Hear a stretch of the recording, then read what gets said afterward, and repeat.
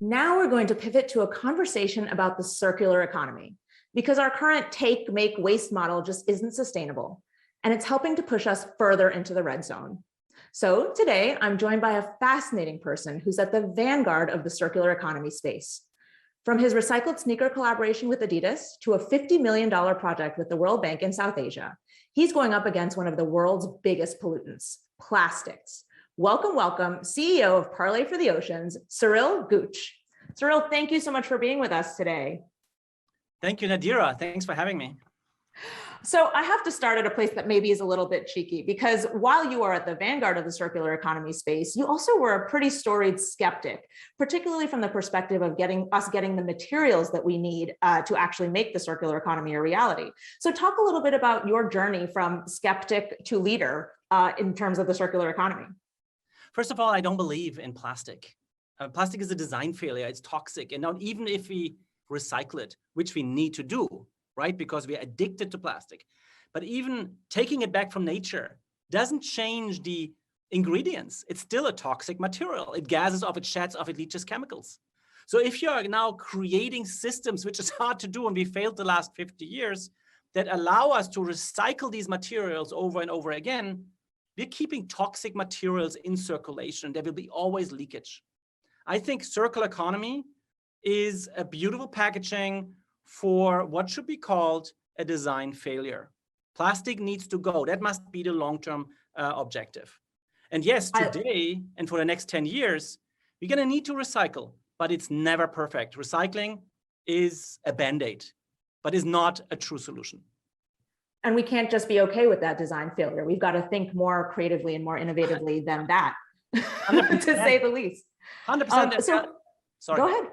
No, we have billions of people out there. That means even if everybody has a little negative impact, it adds up, right? So we have to be careful. We have to actually really go back and learn from nature and say, the ingredients are always okay. They can go back. We don't need complicated systems. We don't need, which we never will actually successfully do, to capture it all, because it will be okay if it lands in the water. It will be okay if it lands in the soil. That's how the natural world works. And we need to learn from that.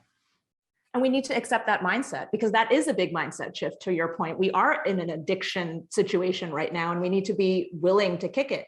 I would love to hear a little bit about partnerships, though, because as we move down this road, you have really effectively used partnerships to advance this agenda that you have, an agenda that's on all our behalf.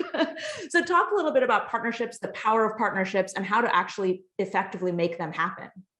I think there are two ways of I would say, driving change. One is by shaming people, pointing fingers, pushing them.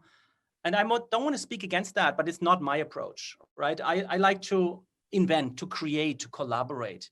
And I like to develop positive examples where other people see, oh my God, this is sexy, this is hot, this is like even successful. I copy that. And I think the approach, therefore, at Palais is to be always positive.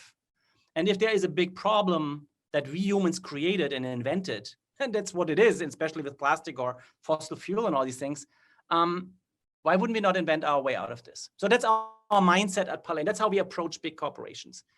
And then we say, let's take one of these pollutants that is powerful, that stands for something, that has the same problems as all the other brands out there, and change them. And with that, you're creating a blueprint.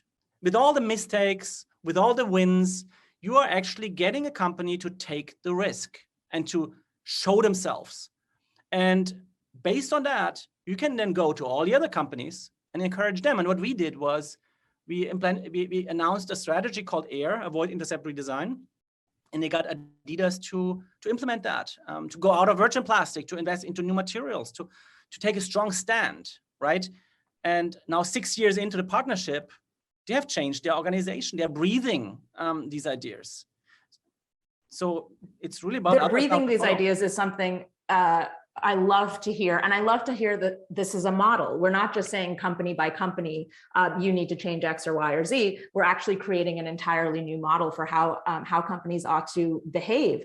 From your perspective, though, obviously we're starting to see where being on the right side of this kind of movement is in vogue, right? It's popular, it's what's expected from consumers. That doesn't always trickle down into actual practice. So I wonder if you could talk a little bit about, I see you shaking your head, and so we're on the same page here. Talk a little bit about this dichotomizing that we're going through right now, where you have some organizations that are so publicly on the right side of this, but then we also know at the same time that they are often top polluters or top bad actors in the very same space. First of all, I'm happy that it's on Vogue, because that was what we wanted. You can say that again. It should be sexy to be. Yeah, exactly. It needs to be sexy because we took it out of that drawer of being something ugly. I mean, the word sustainability sounds ugly already, and suddenly people are saying it with pride. You know, that's interesting. That means, though, now it's becoming mainstream. Everybody's talking about it. We are entering a new chapter. The awareness has been built. Now we need to have impact, action follow. You know, it's not anymore about like saying the words and putting a label on you. Now it's about performing it. Yeah, now it's about actually changing everything you do. And I think now is a very good starting point for radical and fast change. And everybody else who's just a follower and is just like flying the flag without meaning it, I think we should like look behind the mask there and say, you know what? Are you really doing what you're saying? Is it really true what you're promising here? And I, as a consumer, I as a designer, but also I'm as an environmentalist now, I think I'm very capable now of seeing through. You know, I'm seeing, and there's a sensitivity is growing, and the topic is relevant, and people do care. And I find now is the moment where we have to get everybody on board, not only the companies, but also the governments and the people who own these companies. And it needs to become a new value that you're not supporting an entity that is creating damage, because all the big environmental issues we're facing, plastic, climate, and fishing, they're all based by economy, by business. Absolutely. And it needs to go from sort of the tweeting version of things to the actual pressure and the actual action. So when you think about who needs to do what, no, go ahead. Liking something, fine, you know, but buy a glass bottle or a refill bottle, or I think that we are now at the point where our image separated from our real daily actions, and we have to unify that again. We have to say, I live what I say. If I'm saying I'm sustainable, which I hate the word, then I should not. We're going to have to push on that a bit, but go ahead. We should. Let's just rename that thing. Call it innovation or something, impact, but not sustainability. But that living the values is a real thing. So just saying it needs to feel like a failure if you're tweeting or Instagramming about something, but you're not actually doing it in your real 100%. life. Is that fair to say? 100%. So who needs to do what, though, actually? Because we get into these long conversations about sort of things need to change and everybody needs to change. But if you had to say, here's a concrete action that each of these sectors could take, specifically governments and business and maybe civil society or even the design community, who do you think are like the top 3 sectors that need to take action, and what action do they actually need to take from your perspective? First of all, we need to understand what actions are needed in what time frame to achieve a goal. And I think we're already very unclear with that. There's no mutual plan. We need a master plan. We need to say, listen, in the next year, 12 months, in the next 2 years, in the next 3 years, and 5 and 6 and 7, this is what we have to achieve. These laws have to be put in place. These materials need to be new invented, right? And when you look at plastic, the plastic crisis, the climate crisis, and the fishing crisis, then we are already in a very drastic moment here. We're talking about the 6th mass extinction event. That means we don't have time. And we can't say, oh my God, in 50 years, we have probably we are cutting our carbon footprint in half. That's nonsense, you know? So we have to we have to kind of plan this like we would build a house, you know, like at some point you want to live in there. And that's the same. It's not acceptable to have no kitchen indefinitely. Yeah. You need to plan it, and then you need a strategy. And we suggested a strategy which now it is now actually accepted by lots of governments. That's also part of our World Bank partnership. It's called AIR: Avoid, Intercept, Redesign.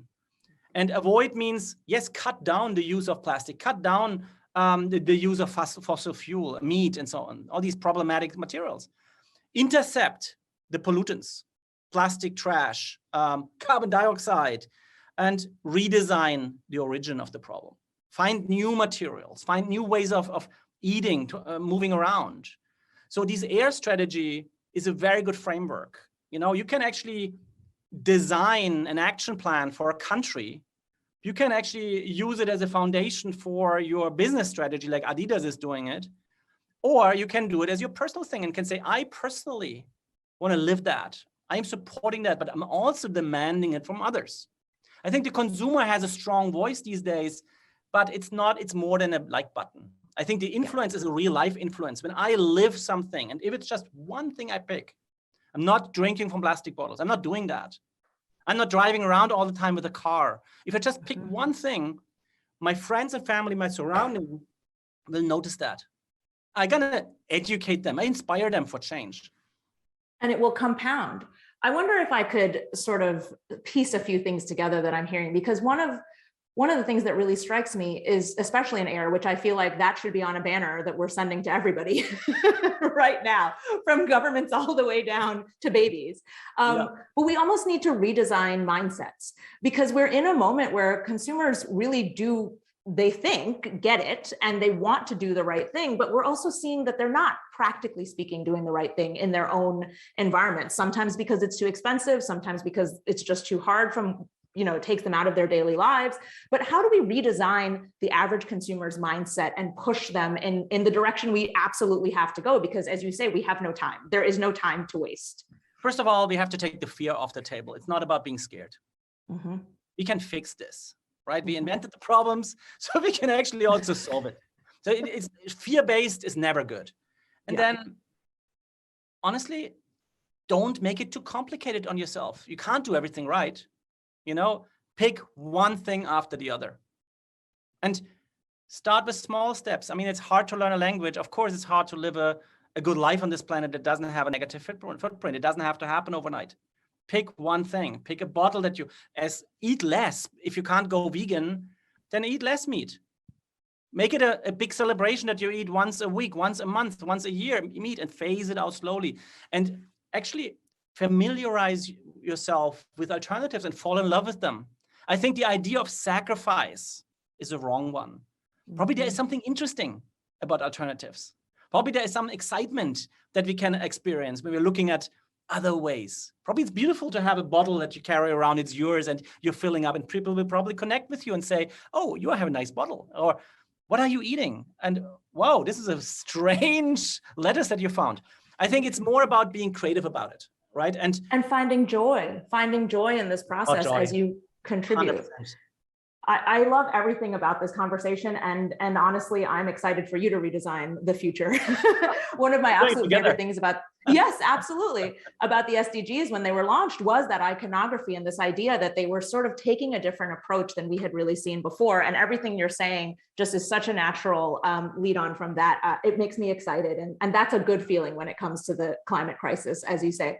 So I'm just going to ask you one last question that I hope you can answer a little bit quickly, but I have to ask it. Because clearly you got motivated at some moment. You have taken what normal people would say is a problem or a moment of triggering and turned it into just an incredible life of climate activism and climate design. So what was your activating event? What was the moment that you said, this is the work for me? First of all, I have to admit that I was very cynical for a long time. I just assumed that we will eat up this planet. We humans are too stupid, really. We are so selfish. And I was really cynical. I was like, of course, we're going to just leave behind a dead planet, and probably we even transform it into a data cloud. And this will be just a mess. So transforming the data cloud, it's like the worst thing we can imagine. But then, it's a coward position to take. It's like, oh, I can't do anything. It's happening anyway. And I realized that when I met Captain Borisov Sea Shepherd, he was arrested in Germany, and I met him through a mutual friend. And I was like, whoa, here's a man who dedicated his life to saving animals since he's 13 years old. And I realized something in that moment, that there is an urge in me to do something good. I don't want to be a coward. I don't want to be a cynical person. I actually want to create, and at this moment I decided, and he said to me also, he said, like, listen, it's not about you solving it. It's just about you doing the best you can. And honestly, there was a relief for me, because I felt like probably I'm part of a movement. Probably I'm part of something bigger. It's not about me only. I can find my place, but probably there's something beautiful happening on this planet. Some people decide to do things differently, and I wanted to be part of that and contribute with what I can contribute, not replicating what they're already doing. I would not jump on a boat and sail around the world and throw myself between a harpoon and a whale. I have different skills, right? I understand industry, I understand design, I understand how to communicate, and what could be my role. And when I found that, and I realized that this is a beautiful mission to be on, I committed 100% to it. And since then, my life is definitely way better. I mean, I work more, I have less money, but you know what? I'm living a happy life. And you're living that, you're helping us to live a happier life too. So thank you so much. It's about courage, it's about creativity, it's about finding joy. And thank you for sharing that moment, because it's obviously spawned something that is spectacular. So Cyril Gooch, this has been wonderful. More to come in the SDG Action Zone, and we'll see you on the other side.